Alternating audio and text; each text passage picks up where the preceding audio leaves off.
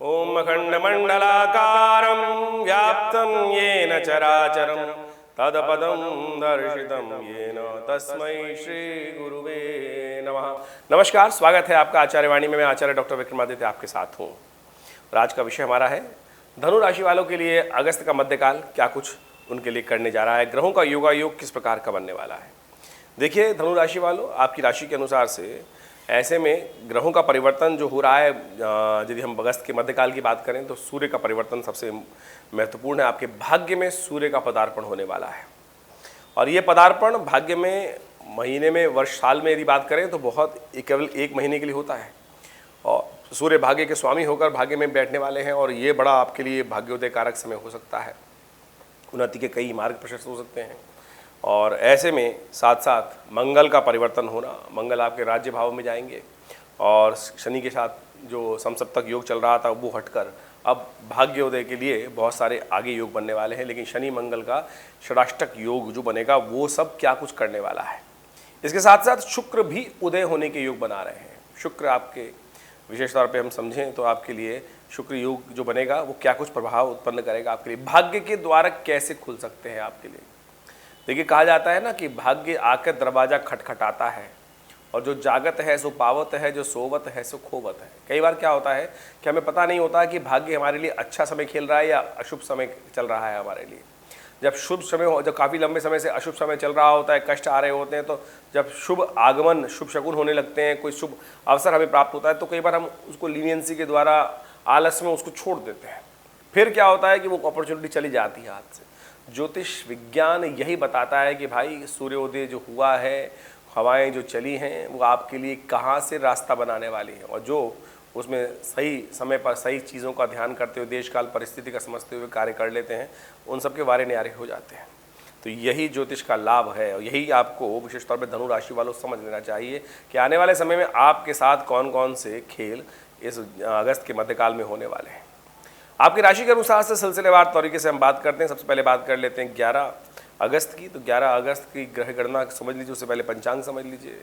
सावन का महीना चल रहा है, अधिक मास उसके अंतर्गत विद्यमान है, उसका शुक्ल पक्ष की जगह कृष्ण पक्ष चल रहा है और उसमें शुक्रवार का अवसर एकादशी तिथि शुद्ध रूप से विद्यमान है। सूर्योदय से लेकर अगले दिन सूर्योदय के बाद भी रहेगी। तो वृद्धावस्था में वृद्धा हो गई है स्थिति, बढ़ गई है तिथि और ग्रहों का योगायोग परिवर्तन की तरफ जा रहा है। एकादशी अपने आप में इस कलिकाल में सबसे पुण्य तिथि मानी जाती है और जो विशिष्ट अधिक मास में, पुरुषोत्तम मास में आने वाली एकादशी तो वैसी पुरुषोत्तमा एकादशी मानी जाती है। जिस तिथि का नाम भगवान विष्णु के नाम पर हो, स्वयं उनके द्वारा दिया गया हो, तो उससे ज़्यादा शुद्ध तिथि कोई हो ही नहीं सकती। कोशिश करें भगवान विष्णु का विशेष तौर पर स्तवन करें, कल्याण का मार्ग प्रशस्त होगा। कैसी है तिथि आपके लिए ग्रह गणना के अनुसार से? देखिए ग्रह गणना के अनुसार से आपके लिए विशेष तौर पर स्वास्थ्य का ध्यान रखने वाला समय है। अननेसेसरी के रिपू शत्रुओं से बचने का समय है। अननेसेसरी के क्लैश में मत फंसिएगा। जो दिन भर समय है थोड़ा उठापटक वाला दिखाई देता है, स्वास्थ्य का ध्यान रखते हुए समय निकालने का आपको प्रयास करना चाहिए। शाम के समय से करीब करीब परिवर्तन का ग्राफ आपको स्वयं दिखना शुरू हो जाएगा। ये साफ साफ ग्रह दिखा रहे हैं, तो इसलिए दिन को थोड़ा शांति के साथ निकालिए। शाम का समय अनुकूल रहेगा और उस समय में आपको आगे बढ़ने के योग बन सकते हैं और बहुत सारी अपॉर्चुनिटीज़ काफ़ी इंतज़ार करने के बाद आपके ग्राम में आने के योग बनते दिखाई दे रहे हैं। तो ऐसे में क्या करना चाहिए? उपाय, जी हाँ, उपाय सबसे बढ़िया भगवान विष्णु की आराधना करें। एकादशी की शुद्ध तिथि है, चावल का सेवन ना करें और उपवास रखें। ओम नमो नारायणाय का जप करें। गौ की सेवा करने का प्रयास कीजिए। भगवान विष्णु का साक्षात संबंध विप्र और धेनु इत्यादि से है, तो इस बात का ध्यान रखें। संतजन की, विप्रजन की और साथ साथ धेनु की, गौ की सेवा करने का आपको प्रयास करना चाहिए। गाय के निमित्त शुक्रवार का दिन है, हरा चारा डाल दीजिए, कुछ अन्न डाल दीजिए। ये सब चीज़ें करेंगे तो आपके ग्रहों का अनुकूल प्रभाव आपको प्राप्त होगा। आपके चंद्रमा भी आपके अनुकूल होंगे। यदि द्वादशी की हम बात करें तो 12 तारीख की हम बात करते हैं। 12 अगस्त की। 12 अगस्त को शनिवार का अवसर है। एकादशी उदया तिथि के रूप में विद्यमान है और द्वादशी उसके बाद आगमन हो जाएगा। तो शुद्ध रूप से एकादशी के साथ साथ द्वादशी का संयोग जो हो रहा है वैष्णव संप्रदाय के अनुसार से ये शुद्ध तिथि है एकादशी के रूप में मनाने के लिए। पुरुषोत्तम एकादशी का पूर्ण पुण्य मिलेगा। इस दिन उपवास रखें, भगवान विष्णु की आराधना करें, भगवान कृष्ण की उपासना करें। साथ साथ जितने पुण्य हो सकते हैं वो सब करने का प्रयास। अधिक मास की विशेष तौर पर शुभ तिथि है, 2.5-3 साल बाद एक बार आती है और सावन में तो पता नहीं कितने सालों बाद आ रही है। तो इस तिथि का लाभ आपको अवश्य लेने का प्रयास करना चाहिए। शनि आपकी राशि के अनुसार से थोड़ा सा पराक्रम में कमी लाने के योग बना रहे हैं। शनि धीरे धीरे आपको कार्य करने के योग दे रहे हैं। शनिवार के दिन योग पड़ रहा है, तो ऐसे में आपके लिए सबसे श्रेष्ठ उपाय हम आपको बताने का प्रयास करते हैं। इन दिनों शनि ने आपको वैसे ही परेशान कर रखा, तो शनि आपके लिए सबसे श्रेष्ठ जो उपाय बताना हमारे अनुसार दिखाई देता है, दूध में थोड़े तिल लेकर या गंगा जल में थोड़े तिल लेकर उसके द्वारा भगवान का अभिषेक करिए और देखिएगा शनि को अनुकूल करने का आपको मार्ग प्रशस्त होगा, कल्याण के योग बनेंगे। ग्रह आपके लिए अनुकूल बने हुए हैं, आगे बढ़ने के अवसर आपको प्राप्त होंगे। बहुत सारी चीज़ें आपके फेवर में आने की स्थिति आपको बनती दिखाई दे रही है। 2-3 दिन से जो स्थिति चल रही थी उससे परिवर्तन, महत्वपूर्ण परिवर्तन आपको स्वयं देखने का अवसर प्राप्त हो सकता है। तो इस समय का उपयोग आपको करने का प्रयास करना चाहिए। उपाय हमने आपको बताया। और साथ साथ यदि 13 तारीख की बात करें तो 13 अगस्त के लिए उस दिन रविवार का अवसर, द्वादशी तिथि विद्यमान, उसके साथ साथ त्रयोदशी का आगमन, तो रवि प्रदोष का योग बन गया है। प्रदोष यानी समस्त दोषों को हरने वाला समय, और ये प्रदोष बेहद खास है। अधिक मास, सावन के अधिक मास पर रविवार के दिन पड़ने वाला जो प्रदोष है, कीर्ति में वृद्धि के योग देने वाला है, कष्टों को दूर करने वाला है, समस्त प्रकार के जो पुण्यों को उदय करने वाला है। हमारे जीवन में हम जब कार्य करते हैं तो अनेक प्रकार के दोष हमारे समक्ष लग जाते हैं। छोटे छोटे अपराध हमारे द्वारा कभी ना कभी होते रहते हैं, जीव हत्या होती रहती है, चलते हुए रास्ते में चींटियां मर जाती हैं, बहुत सारी चीज़। अब दोष तो उनका लगेगा। ऐसे में उन दोषों के कारण से जीवन में जो पुण्य है वो समाप्त होते चले जाते हैं। अब पुण्य को कैसे बढ़ाया जाए, तो इसलिए तो प्रदोष काल है, समस्त दोषों को हरने वाला काल है। तो आज वही जो हम बात कर रहे हैं 13 तारीख की, तो वही तिथि बन रही है। रविवार के दिन प्रदोष कीर्ति में, जब यानी रियलाइजेशन के अंदर जो चीज़ हमें प्राप्ति होनी है उसमें जो कमी लाने के योग बन रहे हैं वो पुण्यों की कमी के कारण से बन रहे हैं। पाप कर्म जब बढ़ जाते हैं तो पुण्यों का क्षय हो जाता है, तो उसके कारण से। तो ऐसे में बड़ा सुंदर शास्त्र में उपाय बताया गया है, भगवान का स्तवन। समस्त कर्म तो भगवान के स्तवन से दूर होते हैं, दुष्कर्म जो है वो भगवान के श्री चरणों में ध्यान करने से दूर हो जाते हैं। रविवार का दिन, प्रदोष काल, प्रदोष की तिथि और सावन का अधिक मास, तो ऐसे में श्रेष्ठ हमने इस सब मुहूर्त को समझते हुए विवेकानंद योगाश्रम में तो उस उपाय को करने के लिए बड़ा सुंदर कार्यक्रम रखा है, रुद्राभिषेक का, जो पूरे महीने चल रहा है। तो ऐसे में विशेष तौर पे आप समझिए, आप भगवान शंकर का तिल के द्वारा अभिषेक करने का प्रयास कीजिए, भगवान का इच्छु रस से अभिषेक करने का प्रयास कीजिए। ये सारी कार्यक्रम जो है हमने विवेकानंद योगाश्रम में रखे हुए हैं। रविवार को 6 बजे से लेकर करीब करीब 8, साढ़े 8 बजे तक चलेगा। आप सब लोग भी इसमें सम्मिलित हो सकते हैं। ग्रह आपकी राशि के अनुसार से यदि बात करें तो अनुकूल बने हुए हैं। यदि आप इस कार्यक्रम में सम्मिलित होना चाहते हैं तो नंबर्स आपके सामने स्क्रीन पर हैं, आप उन पर फ़ोन करके अपने समस्त रजिस्ट्रेशन को कर सकते हैं, अपने नाम से रुद्राभिषेक करवा सकते हैं और अपने पुण्यों का उदय कर सकते हैं। प्रदोष सबसे श्रेष्ठ काल माना जाता है। कहा जाता है कि इस प्रदोष काल में समस्त कर्मों से निवृत्त होकर भगवान का स्तवन करना चाहिए, और इस काल में भगवान शंकर पार्वती जी के साथ संसार का भ्रमण करते हैं। इस प्रदोष की तिथि में, प्रदोष काल में, शाम के समय सूर्यास्त होने के बाद, और जो भगवान का स्तवन करते हैं उनकी मनोकामना सिद्धि के योग बनते हैं। ये शास्त्र का वाक्य है, इसको अवश्य ध्यान रखना चाहिए। 14 तारीख की तिथि बहुत ही विशेष है।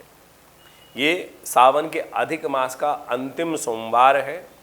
सावन का महीना चल रहा है, सावन में अधिक मास में अंतिम सोमवार उसका, साथ साथ सावन के अधिक मास की शिवरात्रि का अवसर है, सोमवार है। तो सावन का अधिक मास सोमवार, आखिरी सोमवार, और साथ में महाशिवरात्रि, सावन के अधिक मास की शिवरात्रि, तो बड़ा पुण्य का समय है। तो ऐसे में इस पुण्य काल को अवश्य पूर्ण लाभ लेने का प्रयास कीजिए, तो इससे आपके कर्मों में सुधार आएगा। चंद्रमा आपके अनुकूल नहीं है, चंद्रमा अष्टम भाव में चल रहे हैं, अनुकूल नहीं है। ये कष्ट होने के योग देते हैं, नुकसान कराने के योग देते हैं, जुर्माना कराने के योग देते हैं, उधार चढ़ाने के योग देते हैं। तो ऐसे में अपने कर्मों को ठीक करने का हमें प्रयास करना चाहिए। हमने इस समस्त मुहूर्त को देखते हुए विवेकानंद योगाश्रम में सुंदर तरीके से कार्यक्रम रखा है, और उसमें रुद्राभिषेक का महा कार्यक्रम रहेगा। दूध के द्वारा, शहद के द्वारा, भस्म के द्वारा, विशेष तौर पर गंगा जल के द्वारा, अनेक प्रकार के औषधियों के द्वारा, इच्छु रस से, विजया के कल्प से भगवान का अभिषेक सुंदर तरीके से कराया जाएगा। आप सब लोग इसमें सम्मिलित हो सकते हैं। आप सबको सादर आमंत्रण है। शाम के समय 6 बजे से लेकर 8 बजे तक रहेगा कार्यक्रम। आप अपने नाम से भी करा सकते हैं, अपने स्थान को आरक्षित कर सकते हैं फ़ोन नंबर्स पे संपर्क करके। एक बात का ध्यान रखिएगा, 10 बजे के 28 मिनट से भद्रा काल आरंभ हो जाएगा। तो नया कार्य आरंभ, नए प्रोजेक्ट्स में हाथ डालना उसके बाद नहीं होना चाहिए। तो उससे पहले करने का प्रयास कीजिए, तो आपके लिए अच्छा रहेगा। उसके बाद रात्रि तक 12 बजे के बाद तक भद्रा रहेगी, तो इसलिए सुबह 10:26 से पहले ही कोई नया कार्य आरंभ करना है, नया प्रोजेक्ट हाथ में लेना है, नया कॉन्सेप्ट का डिज़ाइन करना है, तो उसको करने का प्रयास कीजिए, अन्यथा भद्रा का दोष लगता है। 15 तारीख की यदि हम बात करें तो 15 अगस्त को मंगलवार का अवसर है, और उस दिन चतुर्दशी तिथि है। आप सबको स्वतंत्रता दिवस की बहुत बहुत शुभकामना। लेकिन एक बात का ध्यान रखिएगा, इस दिन गंडमूल नक्षत्र विद्यमान रहेगा। जो अश्लेषा नाम का नक्षत्र है वो करीब करीब दोपहर में करीब करीब 2 बजे आरंभ हो जाएगा और 16 तारीख को भी 17 तारीख के मध्याह्न तक जो विशेष तौर पर मघा नक्षत्र विद्यमान रहेगा। अश्लेषा मघा 2 गंडमूल नक्षत्र के अंतर्गत आते हैं और 27 दिन बाद रिपीट होते ही हैं ये नक्षत्र। तो इस बात का ध्यान रखना चाहिए हमको कि गंडमूल जब नक्षत्र में जो जातक जन्म लेते हैं उनकी मूल शांति अवश्य करानी चाहिए। तो ये बात हम इसलिए बोलते हैं कि बहुत सारे घरों में नए संतति नए बच्चों का जन्म होता है। यदि इन तिथि में हो रहा है तो उनके घर वालों को ध्यान रखना चाहिए, अन्यथा बच्चा स्वयं के लिए और परिवार के लिए बहुत भारी रहता है। ये ज्योतिष की गणना है, तो इनको ध्यान रखते हुए जो कार्य करते हैं वो सब बहुत सारी चीज़ें से अपने कष्टों से दूर कर सकते हैं। इन सब का लाभ लेना चाहिए। यदि हम बात करें धनु राशि वालों के लिए तो ये समय विशेष तौर पर समझ लीजिएगा थोड़ा सा भारी है और दिनों की अपेक्षा थोड़े से आपको कार्यों को पूर्ण करने में कष्ट आने के योग बन सकते हैं, क्योंकि ग्रहों की गणना के अनुसार से शुक्र, चंद्र और साथ साथ चंद्रमा और सूर्य शुक्र ये हैं जो सारे के सारे आपके अष्टम भाव में विराजमान हो गए हैं। ये अष्टम भाव में विराजमान होकर थोड़े से कष्ट के योग देते हैं, कीर्ति को हनने के योग देते हैं, पूर्ण सफलता में बाधा उत्पन्न करने के योग देते हैं, तो बंधनों को बढ़ाने के योग देते हैं, इमोशनली थोड़ा सा व्यक्ति को परेशान करते हैं। उपाय करने के लिए जो रास्ता है वो आपके लिए बड़ा श्रेष्ठ है। मंगलवार का अवसर है, सावन के अधिक मास का मंगलवार। हनुमान जी की आराधना लीजिए, हनुमान जी का पूजन कीजिए, भगवान शंकर का पूजन कीजिए। हमने इसी मुहूर्त को देखते हुए इस दिन, क्योंकि सावन के आखिरी अधिक मास का आखिरी मंगलवार पड़ रहा है, तो हमने सुंदरकांड का कार्यक्रम रखा है विवेकानंद योगाश्रम में। हनुमान जी की आराधना के लिए, शिव की आराधना के लिए रुद्राभिषेक का शाम को 6 बजे से ये कार्यक्रम आरंभ होगा। 6 बजे भगवान का षोडशोपचार पूजन के साथ साथ रुद्राष्टाध्यायी का पाठ रहेगा, रुद्राभिषेक रहेगा। सब लोग भक्तजन एकत्र होकर वहाँ भगवान का अभिषेक करेंगे। बड़े विशाल भगवान के साक्षात सौराष्ट्र के समान विशाल शिवलिंग का निर्माण विवेकानंद योगाश्रम में किया गया है। सदगुरुदेव आचार्य श्री केशव देव जी महाराज के सानिध्य में जो स्थापित किया गया शिवलिंग, भगवान शिव का बहुत सुंदर स्वरूप वहाँ विराजमान है। और उसके साथ साथ सुंदरकांड का पाठ रहेगा शाम को 7 बजे से। उसमें आप भी सम्मिलित हो सकते हैं। विशाल भंडारा रहेगा, आरती होगी, भगवान को चोला चढ़ेगा। तो इन सब कार्यक्रमों को कर आप अपने लोक और परलोक को दोनों को सुधार सकते हैं, ग्रहों को अनुकूल कर सकते हैं। मंगल का परिवर्तन आपके लिए बहुत इंपॉर्टेंट रहने वाला है। इससे पहले ये मंगल का शुभ योग पड़ रहा है, तो इसको करने का प्रयास कीजिए, कल्याण होगा। 16 तारीख की यदि ग्रहण गणना बात करें तो उस दिन बुधवार का अवसर, अमावस्या तिथि, अधिक मास की अमावस्या है, ये वर्षों बाद आती है। तो ऐसे में इस पुण्यकाल को अवश्य लाभ लेने का प्रयास कीजिए। और ग्रहों की गणना साफ साफ तौर पे दिखाती है कि ये समय अपने पितरों के निमित्त अवश्य कुछ तर्पण इत्यादि करें। कई बार क्या होता है कि हमारे पितर हमसे रुष्ट रहते हैं, पितृ ऋण चढ़ा रहता है, तो उसकी निवृत्ति के लिए ये अमावस्या बहुत श्रेष्ठ है। ऐसे में ब्राह्मणों को भोजन कराना, गऊ को भोजन कराना, विशेष तौर पर गायत्री का जप करना, तर्पण इत्यादि करना, और ये बड़ा कल्याणकारी अवसर है। ऐसे में विशेष तौर पे इन सब कर्मों को अवश्य करने का प्रयास करना चाहिए। ग्रह आपके थोड़े से भारी दिखाई देते हैं। शाम के समय ग्रहों का परिवर्तन होगा और वो आपके लिए पॉजिटिव चेंजेस लाने वाला रहेगा। तो इस वक्त गाड़ी को थोड़ा धीरे धीरे चलाने का प्रयास कीजिए। शाम को पॉजिटिव सिग्नेचर्स आपको प्राप्त होने शुरू हो जाएंगे, पॉजिटिव साइंस आपको प्राप्त होने शुरू होंगे और अगला दिन आपके लिए शुभ रहेगा।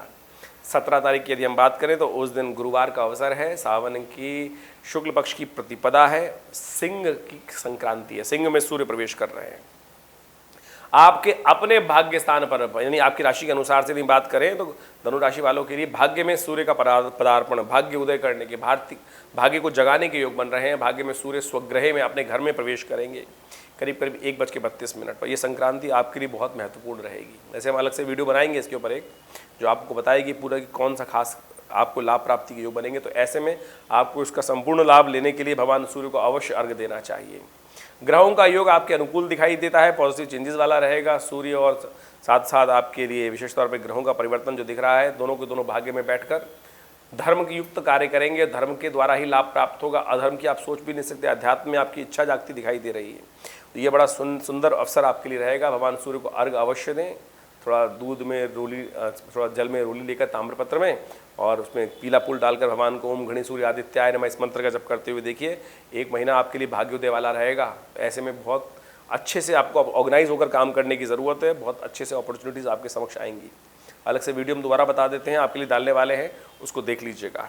18 तारीख की यदि हम बात करें तो उस दिन शुक्रवार का अवसर है। द्वितीया तिथि है, सावन के शुक्ल पक्ष की द्वितीया, और बहुत इंपॉर्टेंट तिथि है। शुक्रवार का अवसर, द्वितीया की तिथि और मंगल का परिवर्तन। मंगल सिंह से निकलकर कन्या में जाएंगे करीब करीब 3:54 पर शाम को, और शुक्र उदय होंगे। इस दिन चंद्र दर्शन भी आपको होगा। चंद्र दर्शन जो होगा बड़ा इंपॉर्टेंट रहेगा। यदि आपकी राशि के अनुसार से हम बात करें तो चंद्रमा आपके ना अष्टम भाव के स्वामी हैं, और चंद्रमा का जब उदय होगा तो आप समझें चंद्रमा का उदय इस बार लालिमा लिए होगा। बहुत छोटा सा चांद दिखाई देगा, सफ़ेद की जगह लालिमा युक्त होगा। थोड़ा मन में भय उत्पन्न कर सकता है। आने वाले 1 महीने में अन्य स्थिति के मन में भय उत्पन्न करने के योग देता है। मन आशंका ग्रसित हो सकता है। ऐसे में समस्त आशंकाओं को ठीक करने के लिए भगवान शंकर का स्तवन अवश्य करें, उनको दूध के द्वारा भगवान का अभिषेक करें। और देखिए कन्या में जब मंगल जाएंगे, ये विशेष तौर पर आपके लिए जो योग बनाएंगे, आपकी बुद्धि पे चंद्रमा का मंगल की पूरी दृष्टि पड़ेगी, लेकिन साथ साथ शनि की दृष्टि भी बुद्ध पर जो आपके बुद्धि पे पड़ रही है। तो ऐसे में और शनि मंगल का षडाष्टक योग बनने जा रहा है, तो ये आपके लिए खास चीज स्थिति रहेगी।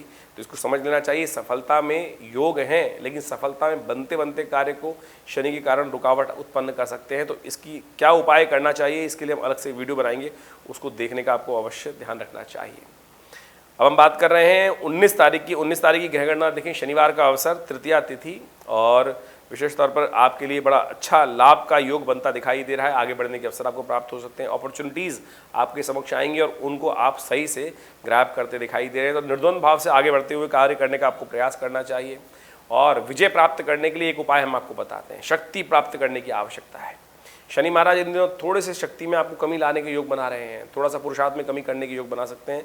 ऐसे में भगवान भगवती का और भगवान शंकर का, माँ भगवती पार्वती का मधुश्रवा तीज है, और इसको कहा जाता है हरियाली तीज भी बोला जाता है। तो ऐसे में भगवती पार्वती का और भगवान शंकर का शहद के द्वारा अभिषेक कर कर आप बड़ा अच्छा लाभ ले सकते हैं, कष्टों को दूर करने के योग बना सकते हैं। तो ये सुंदर उपाय है, इसको अवश्य करिए, देखिए लाभ होगा। 20 तारीख की यदि हम बात करें तो उस दिन 20 अगस्त को रविवार का अवसर है। चतुर्थी तिथि विद्यमान है, लेकिन साथ साथ चतुर्थी तिथि को रिक्ता तिथि बोला जाता है, और साथ साथ भद्रा भी है उस दिन, जो 11:24 पर आएगी। तो ऐसे में ध्यान रखिएगा कि आपको विशेष नए कार्यों से करने से बचना चाहिए। रविवार का दिवस है, चतुर्थी है, और ये चतुर्थी गणेश चतुर्थी व्रत के रूप में विद्यमान रहती है। भगवान गणेश का स्तवन कर कर ही कोई कार्य करें। और ग्रहों का योगायोग आपके लिए आगे बढ़ने के अवसर उत्पन्न करता दिखाई दे रहा है। पॉजिटिव चेंजेस मन में हो सकते हैं और कार्य को सही रूप से आप आगे बढ़ने के अवसर बना सकते हैं। धन्यवाद।